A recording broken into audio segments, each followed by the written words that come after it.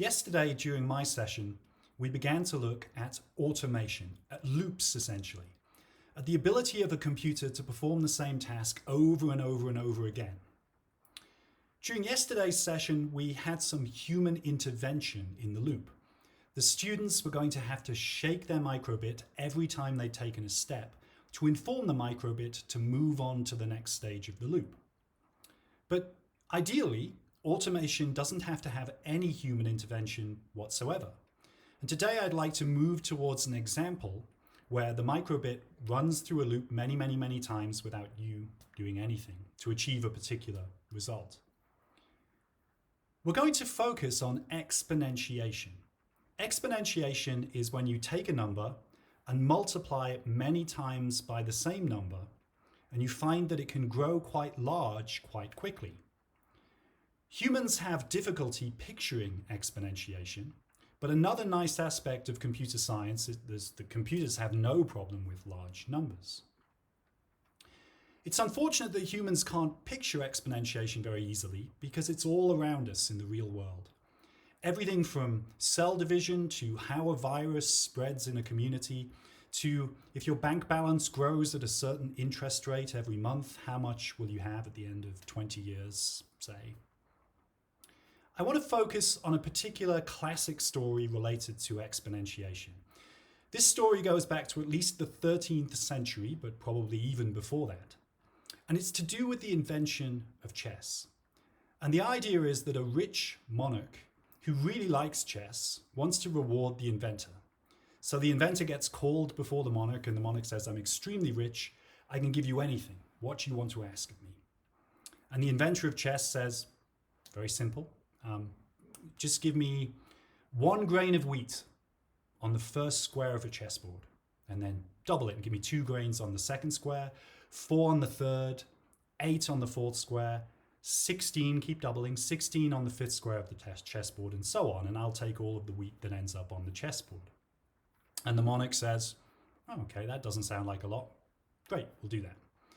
And as part of today's task, you'll work out how many grains of wheat you would actually have to give the inventor of chess on the 64th square of the chessboard.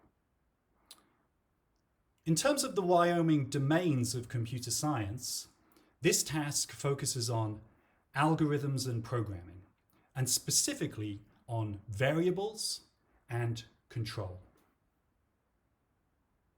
In today's tutorial, I want to reinforce how computation and automation can be used together to accomplish tasks that would take a very long period of time and that sometimes involve very large numbers. I mentioned how we were going to study exponential growth, which is sometimes quite difficult to picture.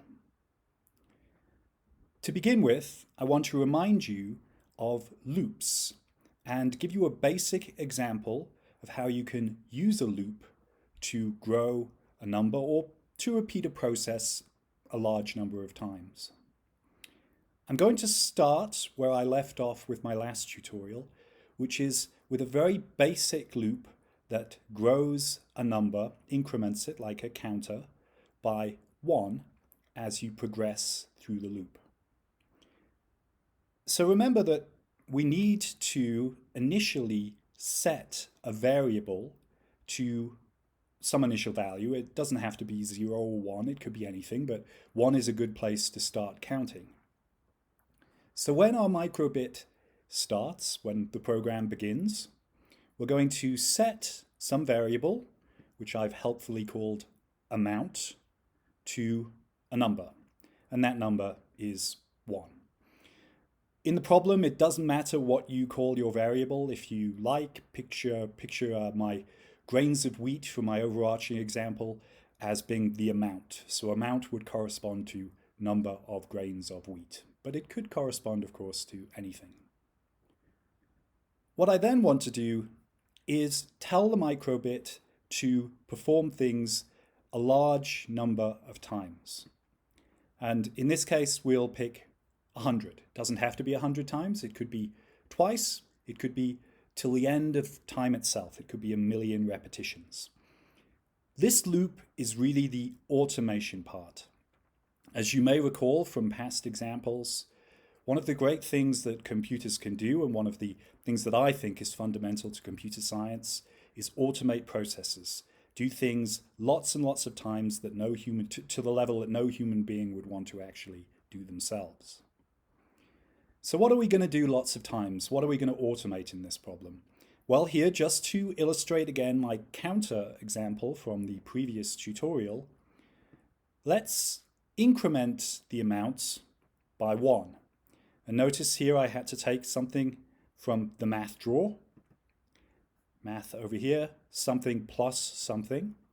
And what I'm doing is I'm taking my amount and I'm adding 1 to it.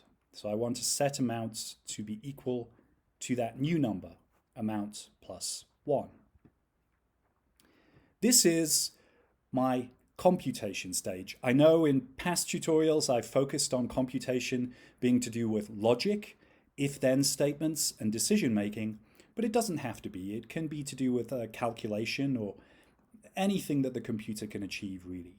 So we have a computation that we're automating in this loop. And finally, we're going to have to show the results. We don't need to. The microbit would happily do what we've asked it to do without displaying the numbers, but it's easier for us to see what's going on if we actually display the numbers. I'm going to actually show the number here above the set amount statement. And if you think about my reasons for doing this, it's because I want the counter to start at 1. So it's going to initially be 1. And as we go through the loop 100 times, the first time through the loop, I want to show the number first, and then it will get incremented to 2. If I switch these around, what would happen would be the counter would increment to 2 first, this statement would occur, and then we'd show the number. So we would start at the number 2. Let's show everything from the number 1. Nothing fundamental is changing about the automation or the computation that's going on in this loop. Just when the number would be displayed so we can see it would change. So let's see the results of this little block of code. As you might expect from my previous example, nothing too exciting. It's just a counter counting up from 1 ad infinitum. Of course, in this case, it isn't ad infinitum. It would stop once it reached the number 100. We can illustrate that by saying, well, let's just repeat the counter 4 times and play the program again. 1, 1, 2, 3, 4, and the counter stops. Let me illustrate the first point I made. If I switch these such that the incrementing by 1 occurs before the display of the number, you'll notice that the counter starts at 1 plus 1. It starts at 2. And then the 4 times through the loop, we add it up to get to 5 instead of 4. So that's the sole reason for switching those. Finally, note that I don't have to increment my counter by 1. If I wanted to, I could increment it by 4. Let's see what happens in this case. I don't know how quickly you can do math in your head, but it goes from 1 to 5 plus 4 is 9 plus 4 is 13. And then it stops because we've repeated the automation, the process, the loop 4 times. Note as well that I don't have to add within this counter. I could do anything. I could subtract numbers and count backwards if I wanted to. Or, which will become relevant in this example, I could use multiplication. So let's switch out my addition counter, and instead of adding 1 or adding 4 to amount, let's multiply things by the number 3. Set amount to amount multiplied by 3. And now, when I start the counter, it goes 1, 3, 9, 27. Each time the number is multiplied by 3. This should give you a clue to what I want you to do today, which is exponentiate numbers, is to make them grow very quickly. And specifically, I want you to pursue the following problem.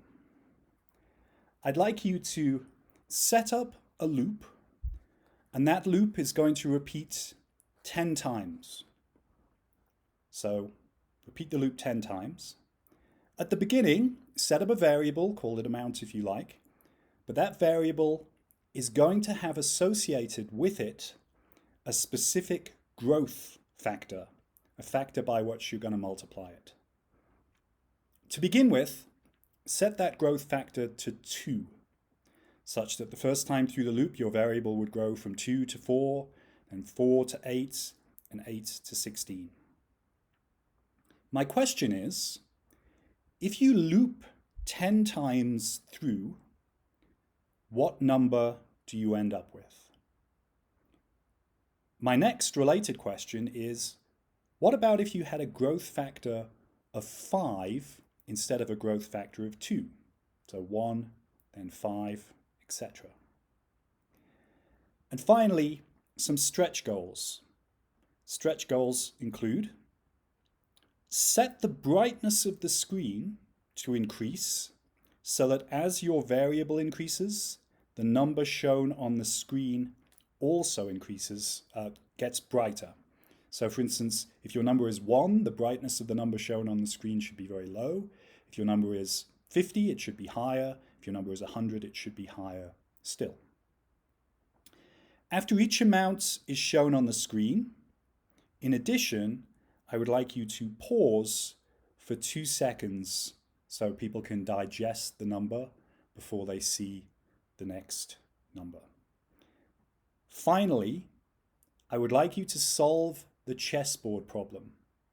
So if you have 1 grain of one grain of wheat, I presented wheat at the beginning, 1 grain of wheat on the first square of the chessboard, 2 on the second square, 4 on the third, 8 on the fourth. When you finally get to the end of the chessboard, and a chessboard has 64 squares, how many grains of wheat will you have? You may want to look up, once you find this number, write it down and look up how many grains of wheat there are in the entire world, and the number might surprise you. Traditionally this problem is thought of as the total number of grains of wheat on the chessboard at the end of the problem when you fill square 64. But if you like, just report the number that is on square 64. Okay, so those are my tasks for today. I will get back to you with a solution in about 30 minutes.